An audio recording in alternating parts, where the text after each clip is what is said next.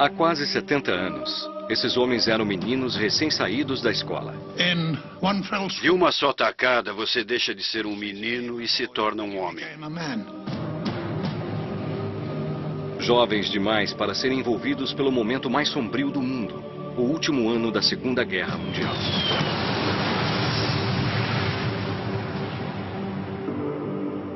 Agora em idade avançada, esses preciosos poucos sobreviventes estão à nossa volta, ocultos sob nossas vistas. Esta é a última chance de ouvir o que realmente aconteceu.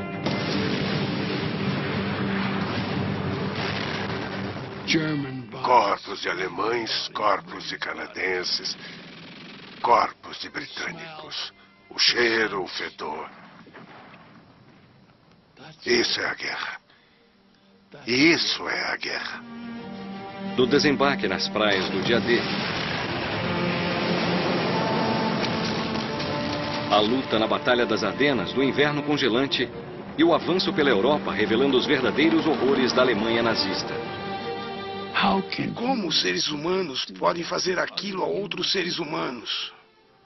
Como podem fazer isso? É a história deles nas palavras deles, não aquela escrita por generais e historiadores. Depois de todos esses anos, isso ainda mexe comigo. Se houver filmagens originais, veremos onde eles lutaram. Se os registros não existirem, usaremos bombas reais e armas para ilustrar o que os veteranos passaram.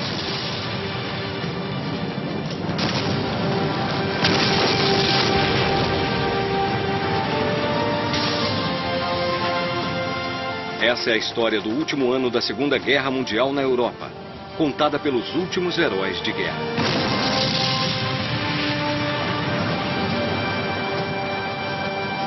Heróis de Guerra.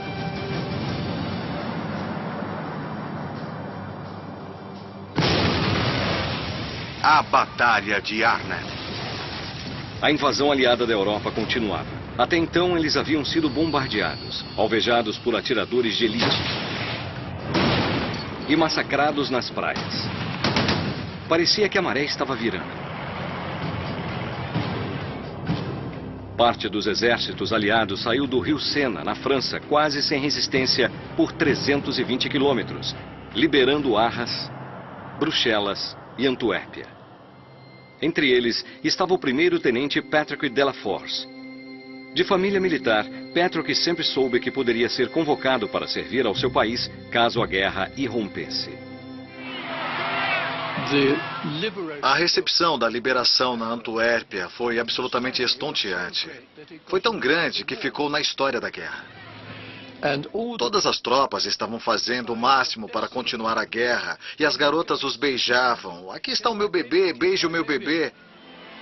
Venha tomar café, tome um conhaque. Nos davam todas as tentações que você possa imaginar.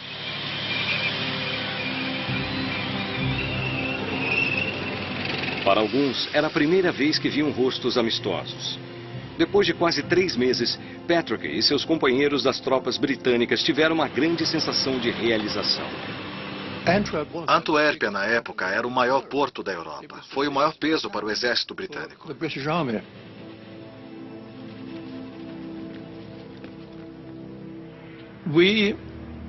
Nós fizemos cerca de 5.000 prisioneiros. E o melhor lugar para colocá-los temporariamente era num enorme zoológico belga.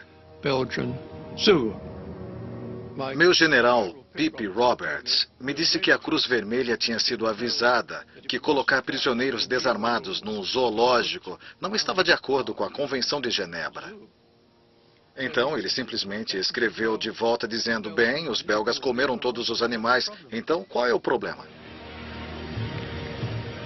Depois de tomar a cidade da Antuérpia, a próxima tarefa dos aliados era abrir o porto. Isso daria a eles uma linha de abastecimento crucial que atenderia as forças em terra que avançavam para a Alemanha. O inimigo sabia que tinha que impedir, então apontou a sua mais nova e mortal arma contra a Antuérpia. O foguete V2.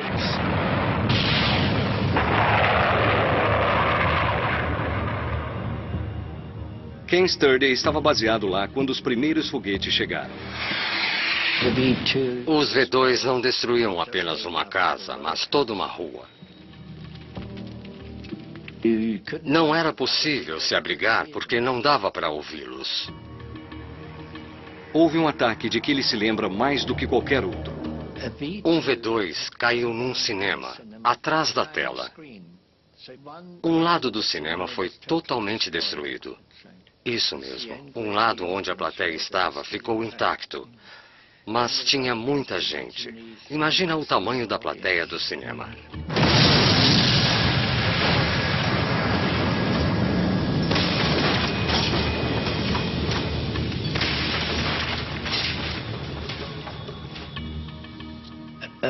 Um grupo nosso, com os fuzileiros, foi chamado para cuidar dos corpos. Mesmo a esta altura, tendo visto muito na Normandia, havia algo naquilo que era muito irreal. Era como um terrível pesadelo.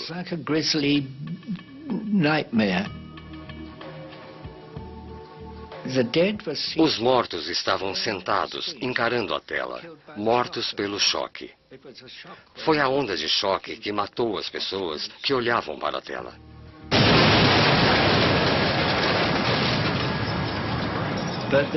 Havia fileiras de pessoas mortas.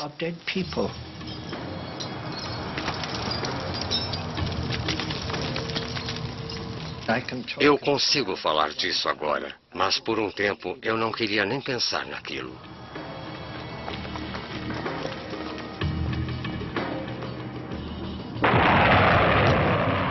Bombardeada até 3 vezes por dia, a Antuérpia ficou conhecida como a cidade da morte súbita. No comando de guerra altamente secreto da RAF, uma equipe recebeu a missão de deter os V2. Um grupo seleto foi enviado à Bélgica. Entre eles, Eileen Young Husband, de 23 anos.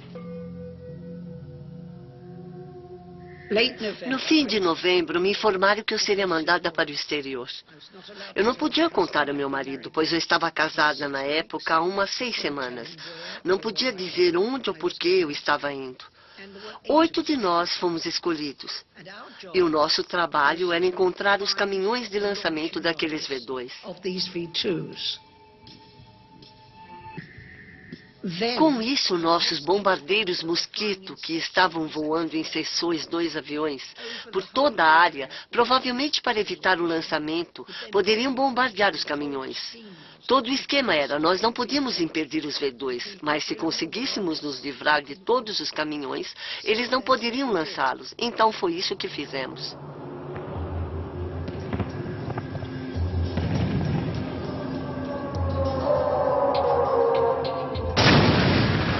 Se Eileen e seu grupo não tivessem tentado deter os V2 apontados para Antuérpia, o avanço dos aliados poderia ter sido interrompido. Os aliados também precisavam controlar o porto da Antuérpia para garantir uma rota de suprimentos para o avanço das tropas. Isso significava proteger o estuário do rio Escalda, ligando o porto ao Mar do Norte. E ele ainda estava nas mãos dos alemães. Esta tarefa foi dada ao primeiro exército canadense. Para os generais, era apenas um pequeno avanço pelo mapa. Mas para os homens em terra, o terreno era como um campo de treinamento. Tomando o rio Escalda. Ferido na Normandia, o rapaz de 20 anos que trabalhava em fazenda, Bill Davis, estava de volta à sua antiga unidade, bem a tempo de lutar essa batalha. Eu, como a maioria dos homens no exército canadense, me achava o máximo. Mas havia medo, não há dúvida sobre isso, havia medo. Mas acho que muitos de nós pensavam, tudo bem, vamos mostrar a eles do que somos capazes. Esses caras se acham durões? Esperem até encararem os canadenses. A confiança de Bill não durou muito. Os diques foram inundados. Havia armadilhas explosivas por toda parte e o outono estava chegando. À frente deles havia um charco plano com pouca, porém preciosa cobertura.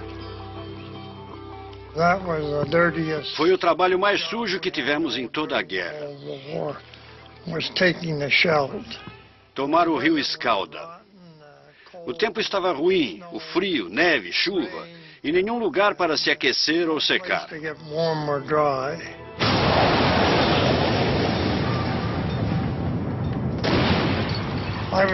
Eu estava ficando bem frustrado, porque estávamos sendo metralhados de um jeito inacreditável. A maioria dos meus homens tinha morrido. Passamos o resto do dia jogando granadas para lá e para cá. Os alemães de um lado e nós do outro. E era só assassinato. Os feridos estavam caindo no campo, sofrendo e berrando.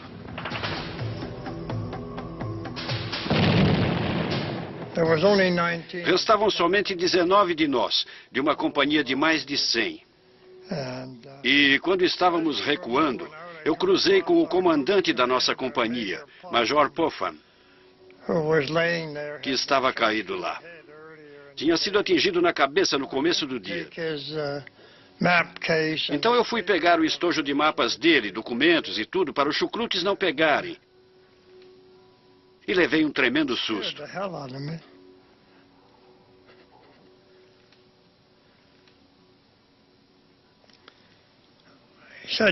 Ele disse, você não vai me abandonar, entende?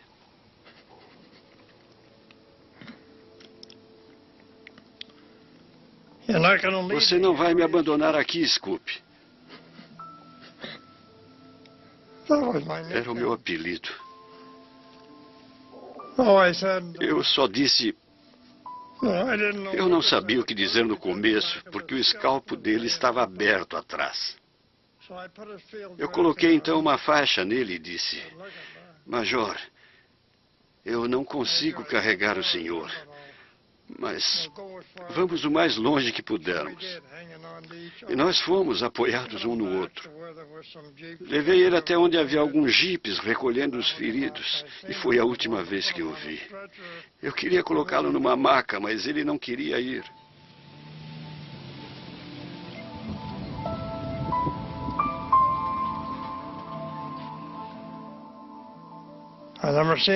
Nunca mais o vi, mas me contaram que ele voltou a praticar direito.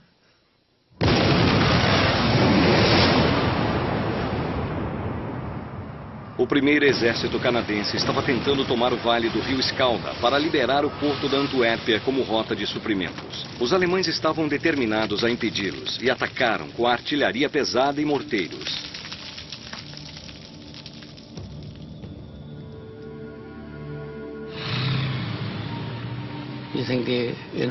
Você acha, sabe, que vai ficar tudo bem, que o outro cara vai entender, mas quanto mais longe você vai na guerra, mais você percebe que suas chances ficam menores o tempo todo. E quando o relógio se aproximou do fim da guerra, nós sabíamos que o fim estava chegando. Eu ficava com mais medo porque eu pensava, já passei por tudo isso para ser morto agora. Eu dizia que assombraria aquele alemão pelo resto da vida dele. Doug Vidler, aos 20 anos, era um especialista em morteiros do Canadá. Sua lembrança mais vívida é de olhar para o terreno alagado, imaginando como esperavam que ele lutasse ali. Os búfalos eram veículos anfíbios nos quais colocávamos uma carga de metralhadora Bren ou uma dúzia de homens. Doug lutou através da Normandia com seu melhor amigo, Bob Gardner. Eles se conheceram um pouco depois do dia D e imediatamente tornaram-se bons amigos. Nós desembarcamos pela manhã e Bob estava sentado lá esfregando um anel que ele me disse que a namorada havia dado para ele. Tinha uma cruz no meio. Então eu perguntei, qual o problema, Bob? E ele disse, não estou gostando disso.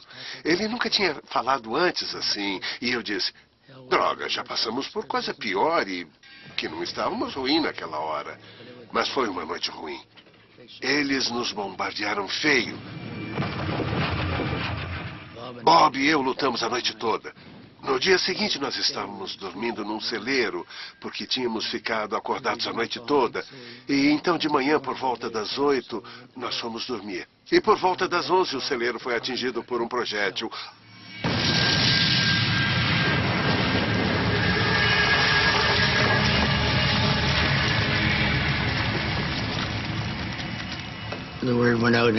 Então alguém perguntou, alguém ferido?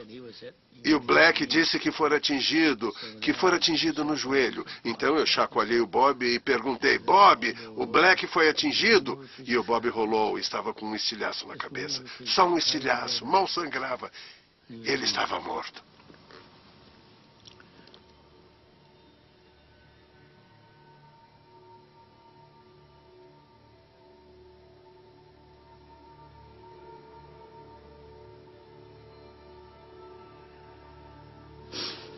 Foi realmente difícil. Eu nunca mais fui o mesmo. Meus nervos estavam acabados. E eu fui para a estrada e estavam trazendo alguns prisioneiros alemães pela estrada. Eu peguei uma metralhadora Bren e ia atirar neles todos. Estava com muita raiva.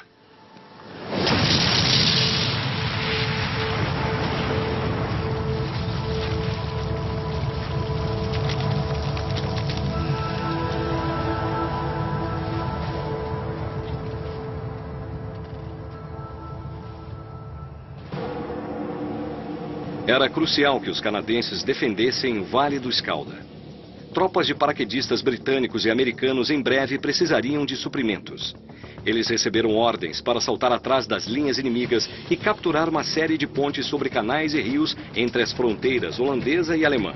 Ao mesmo tempo, tanques britânicos e a infantaria avançariam na direção deles, unindo forças e cruzando as pontes para a Alemanha. Os generais prometiam que, se esse plano funcionasse, ele poderia acabar com a guerra até o Natal. Operação Market Garden. Com apenas 18 anos, quando se alistou, um dos paraquedistas britânicos era Bill Bloys. Ele mal podia esperar para saltar em território inimigo. Nós tínhamos recebido 16 missões na França e na Holanda. E todas elas foram canceladas. Às vezes os aviões estavam no ar. Podiam estar voando e, de repente, eles viravam e voltavam. E o pessoal estava ficando cheio daquilo. E eu me lembro, o nosso líder, eu lembro dele chegando e dizendo: não vai ter mais nenhum alemão para matar quando a gente chegar lá.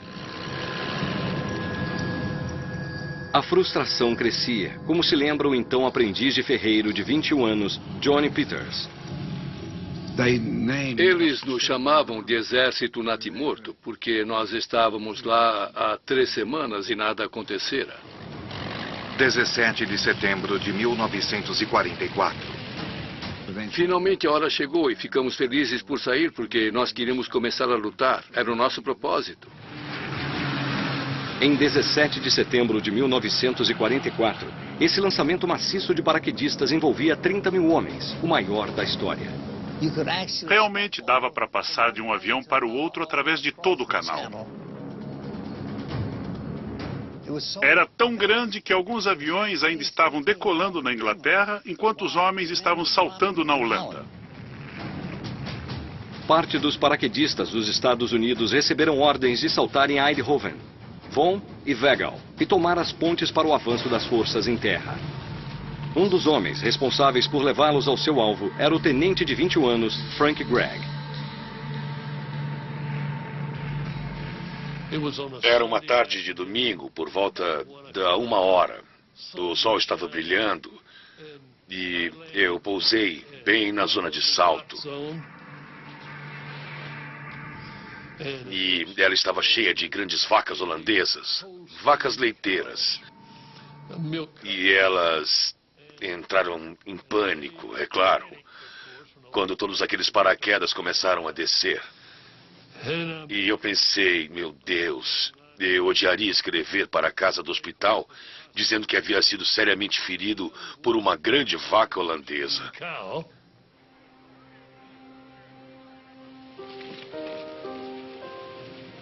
O povo holandês apareceu, todos carregando feixes de flores e suco de maçã. E eles deram isso para toda a minha tropa.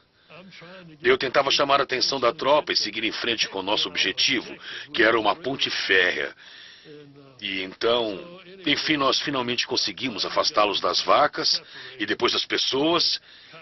E foi muito bom. Eu disse, todas as operações deviam ser como essa. Ele tem mania de fazer piada com tudo. E a mulher acha que as minhas... Dio. Não demorou muito para a luta começar.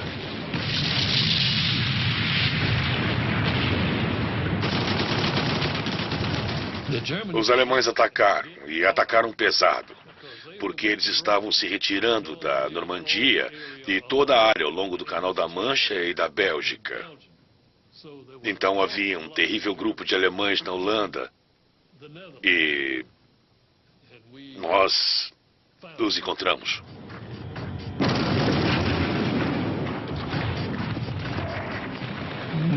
À meia-noite, naquela noite, um batalhão de alemães desceu a estrada e atacou a minha ponte.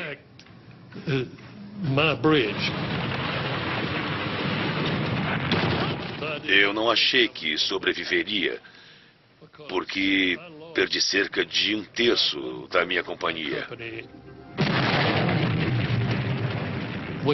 Quando se perde um homem, porque todo mundo é importante numa pequena unidade de paraquedistas, mas quando se perde a metade de um pelotão, isso é devastador.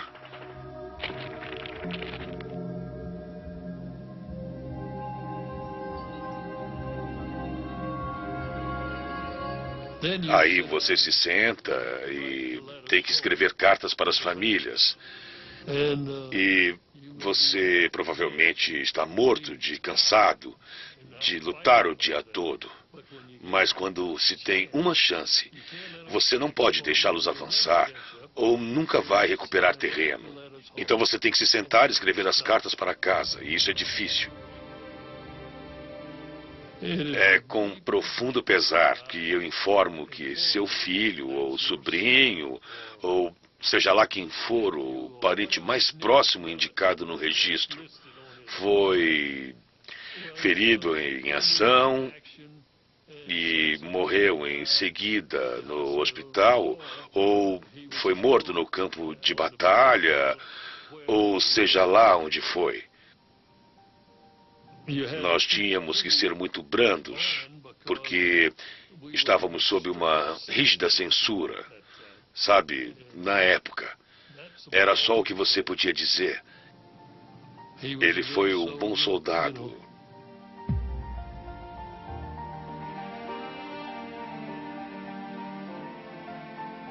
Centenas dos homens de Frank morreram defendendo a ponte perto de Wegel.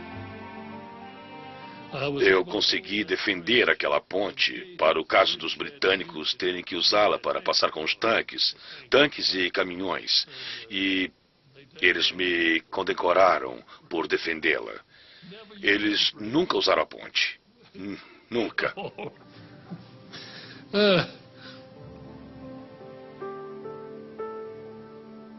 Frank Gregg e seus companheiros americanos defenderam suas pontes. Mas ao norte, tropas britânicas não estavam se saindo tão bem.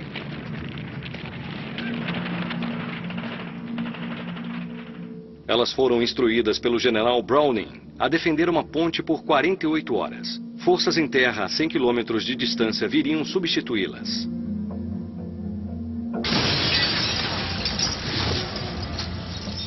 Arnhem. As coisas começaram mal quando as tropas saltaram a 10 quilômetros do alvo, a ponte de Arnhem.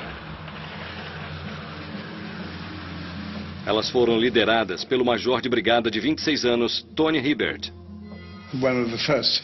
Um dos primeiros erros que Browning cometeu foi nos lançar a 10 quilômetros da ponte. Todos nós levávamos 35 quilos de equipamento e com esse peso não dá para correr essa distância toda.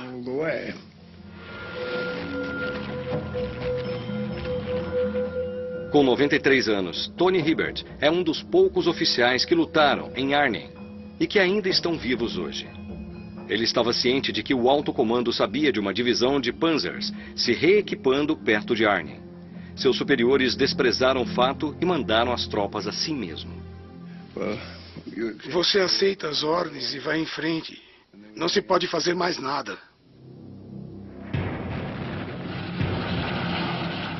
Enquanto Ibert e seus homens começavam a assumir posição defensiva, a ponte começou a tremer.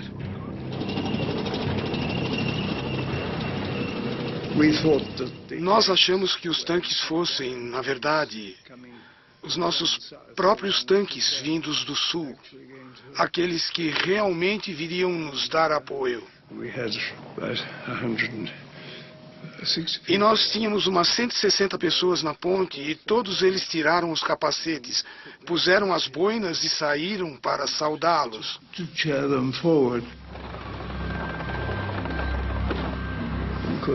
Claro que foi só até eles aparecerem no alto da ponte, quando nós vimos que eles estavam com as insígnias erradas.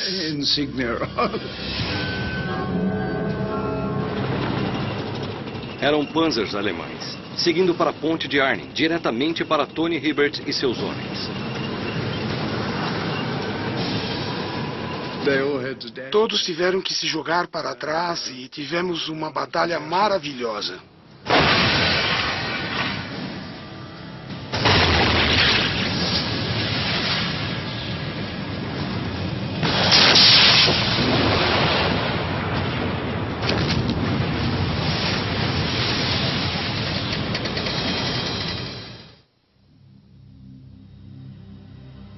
Os homens na ponte de Arnhem haviam acabado de repelir o ataque de uma divisão de panzers alemães. Eles ainda estavam imobilizados sob fogo pesado, mas mantendo sua posição. Os tanques que viriam auxiliá-los ainda estavam a quilômetros de distância. Para Tony Hibbert e seus homens, a luta agora se espalhava da ponte até as ruas de Arnhem. Houve um número significativo de lutas homem a homem, com muito trabalho com as baionetas. Quando as coisas ficaram realmente difíceis, o cabo mandou armar as baionetas e sair.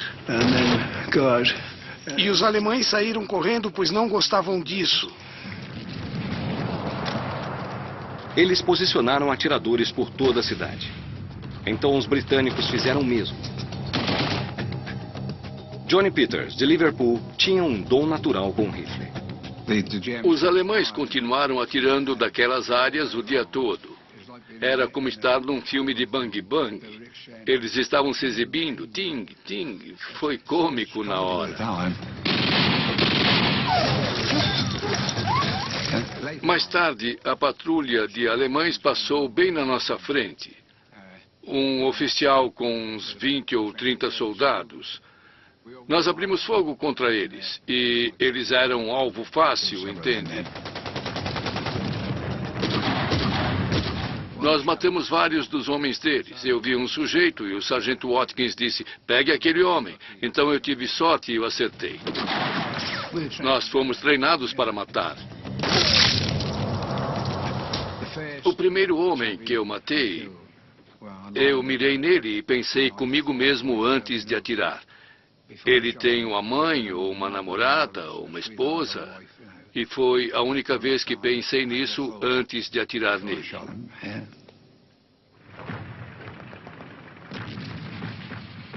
Na ponte de Arnhem, Bill Blois tinha saído em patrulha quando avistou um abrigo que parecia suspeito. Havia um depósito de munição na ponte. Mas nós não sabíamos que havia munição lá dentro. Cada grupo tinha seu próprio lança-chamas com os engenheiros. Chamamos o engenheiro. Passamos o serviço.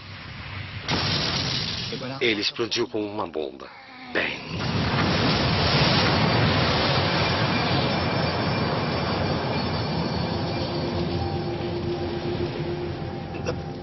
A ponte balançou. Pegou fogo para todo lado. Ah, meu Deus.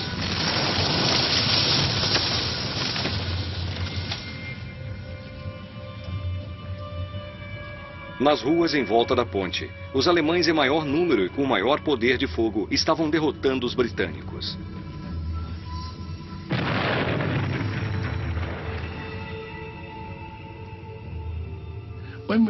Quando estávamos na casa, devia haver um esquadrão de nós naquela casa.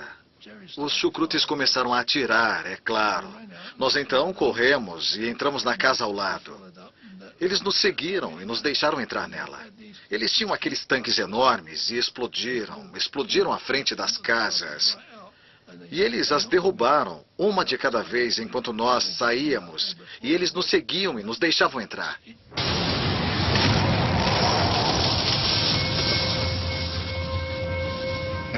Um amigo meu, chamado Jackson, me disse: Johnny, eu fui atingido no pescoço. E eu disse: acho que saiu do outro lado. E saíra. A bala atravessou. Ele ficou de pescoço duro.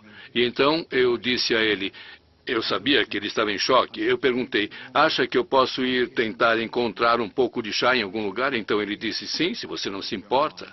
Eu peguei o meu fuzil, andei uns 200 ou 300 metros e encontrei um sujeito fazendo chá. Perguntei se ele poderia me dar um pouco e ele disse que sim. Contei que o meu amigo tinha sido ferido. Eu tinha acabado de sair quando uma bomba atingiu a área.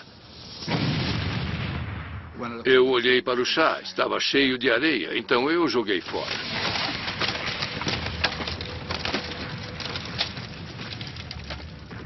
E voltei para onde ele estava. Só o que eu vi foi um homem numa maca com uma perna para fora. Não consegui encontrar o Fred Jackson.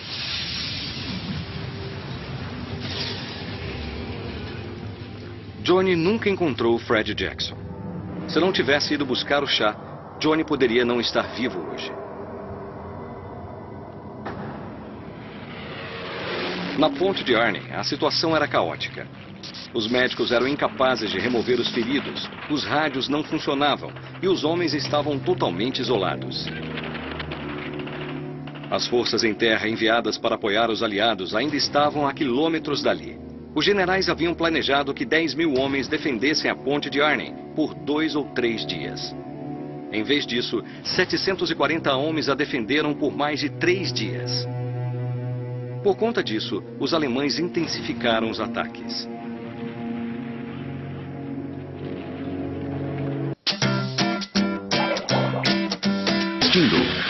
Heróis de Guerra, no Nat Geo.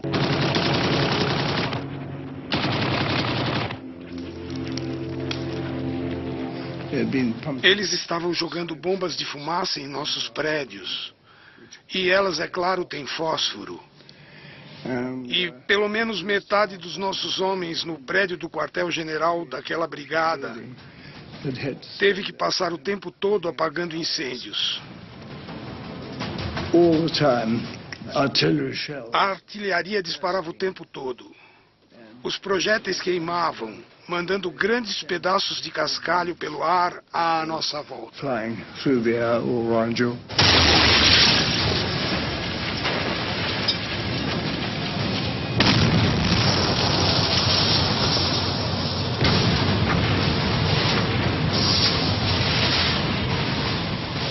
Arnhem estava em chamas e as tropas não tinham mais onde se esconder.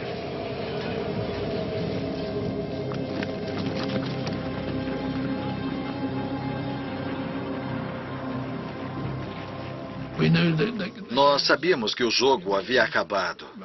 Nós ficamos correndo de uma casa para outra, saindo do caminho, lutando e correndo. Os chucrutes estavam vencendo a batalha, então.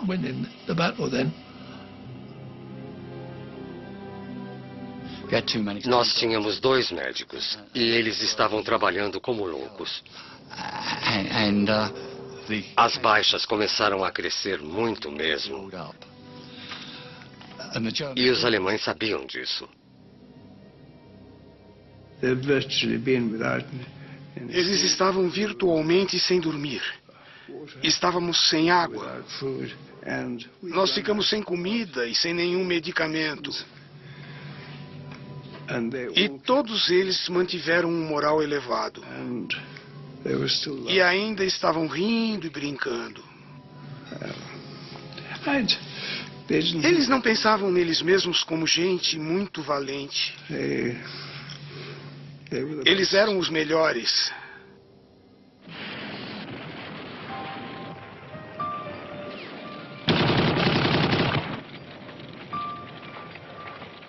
Nós esperávamos. Continuamos esperando a chegada das tropas. Os oficiais não sabiam, mas para incentivar o moral, eles diziam, eles vão chegar amanhã. Mas o amanhã nunca chegava.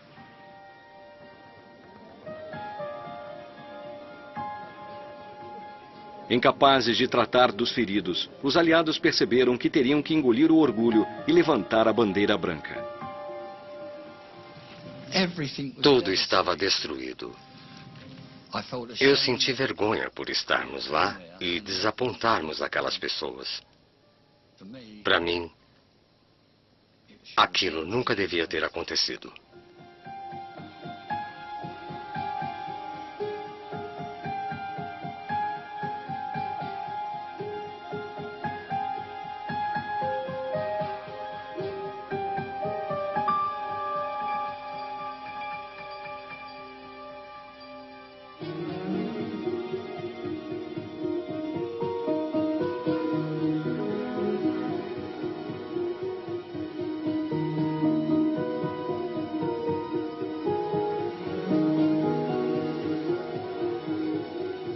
Bill foi capturado, feito prisioneiro e enviado para uma mina de sal na Alemanha. Ele escapou, foi pego, mandado de volta para a mina de sal somente para escapar novamente. Johnny Peters foi um dos que teve sorte. Ele fugiu atravessando o Reno de barco. O homem do Daily Express tirou uma foto, todos sorrindo nela. Então, saiu no Daily Express, aparentemente no dia seguinte. E a manchete foi, eles lutaram como leões. Então, a minha mãe, minha mãe não tinha como comprar um jornal. Alguém foi e disse, tem um jornal aqui com os rapazes lutando em Arnhem, são paraquedistas. E minha mãe disse, é o meu filho, e desmaiou. Ela me reconheceu.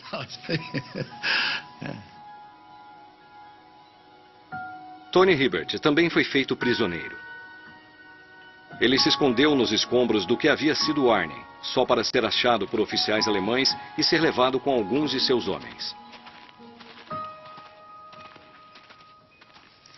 A cerca de 16 quilômetros de Arnhem, o caminhão foi parado e quando ele recomeçou a andar, eu, com outro oficial, pulamos do veículo e daí eu consegui escapar.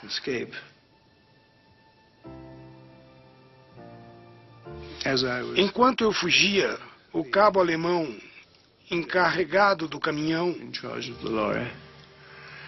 virou sua Schmisser para os meus companheiros, atirando e matando 6 deles.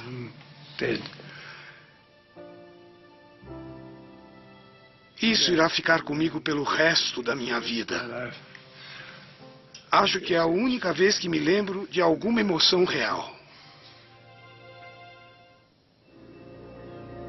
O ataque aéreo maciço havia falhado.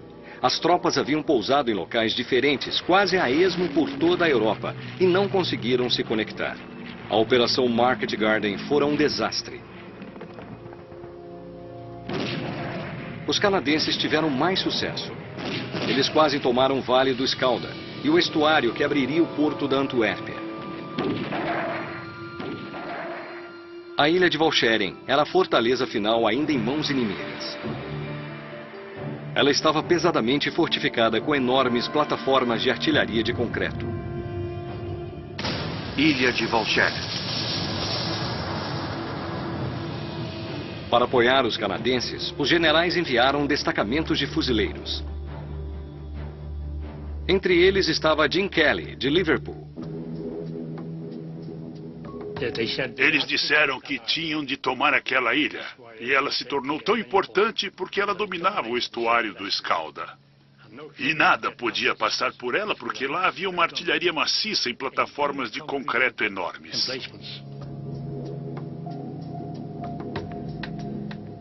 Jim havia se juntado aos fuzileiros num ato simbólico de vingança pela Luftwaffe ter bombardeado sua cidade natal. A tropa que eu pertencia não era a tropa principal na época. E os homens no flanco esquerdo foram pegos num campo minado e 4 homens caíram.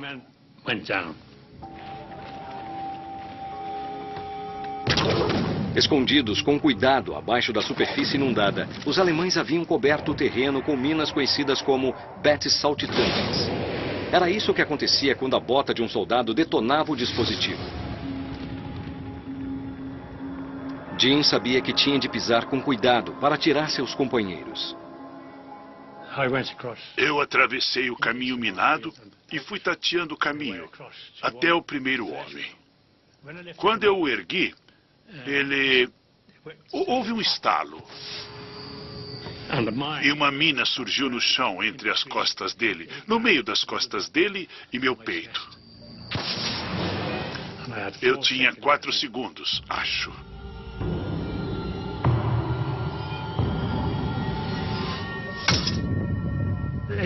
Ela não explodiu. Então eu retirei pelo caminho pelo qual viera e assim fiz até tirar os 4. Com todos em segurança fora do campo minado, Jim e os demais ainda tinham de tomar os abrigos antiaéreos. E nas plataformas de concreto que eles usavam, eles tinham um hospital inteiro em uma delas. Enquanto se aproximavam, eles não faziam ideia de que resistência iriam enfrentar. Quando chegamos em cima deles, eles apenas fecharam as portas e ficaram lá dentro. Nós batemos nas portas e gritamos com eles para que saíssem. Nós acabamos, na maior parte das vezes, apenas deitados sobre eles durante a noite, morrendo de frio. Na manhã seguinte, eles saíam com todo o equipamento empacotado, com suas mochilas e tudo mais. E eles saíam e apenas se rendiam. E nós fizemos isso bateria, por toda a ilha.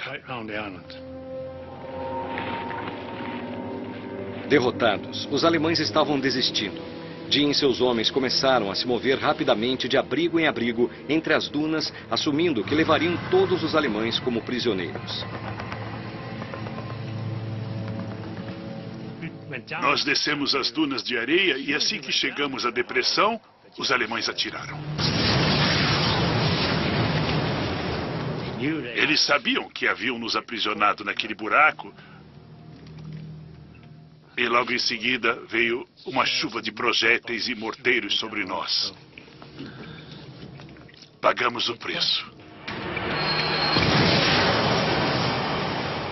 Nós perdemos 12 homens naquele dia e não podíamos nos permitir perder 12.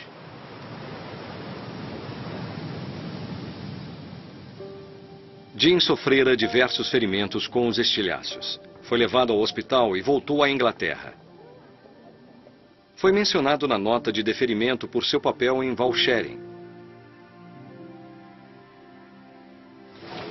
Os homens haviam conseguido cumprir o objetivo dos generais: abrir o estuário de Escalda. Agora, munição e suprimentos poderiam passar pelo porto da Antuérpia e chegar às tropas na linha de frente.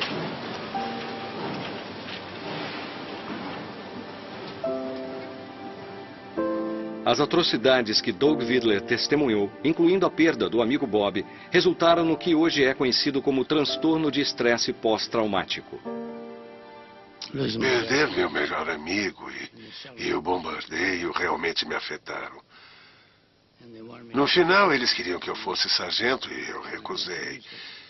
Eu não queria ser responsável por outros homens. Eu já estava muito ocupado cuidando de mim mesmo. Doug recebeu tratamento e seus pesadelos por fim acabaram.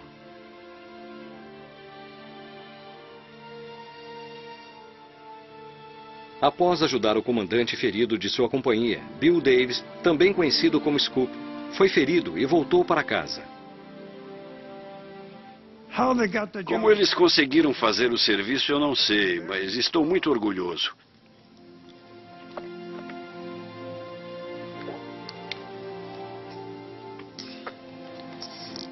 Por ter servido com aqueles homens. Muito orgulhoso. Esta é a pena vermelha que usávamos no gorro em vez de uma insígnia. E eu a uso em toda a chance que tenho.